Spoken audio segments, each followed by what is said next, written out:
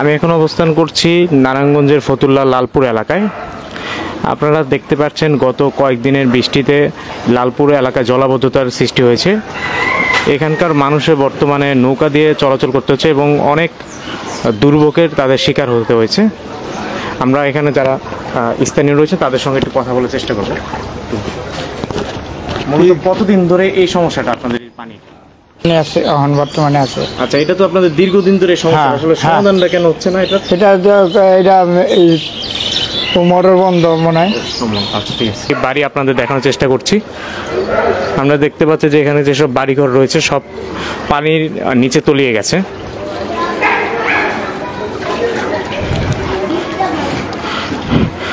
পুরো রাস্তা কিন্তু এখন আসলে যান চলাচলের মতন বা মানুষের চলাচলের মতো উপযুক্ত নেই। পুরো রাস্তাটায় মানুষের কিন্তু অনেক ভোগান্তি।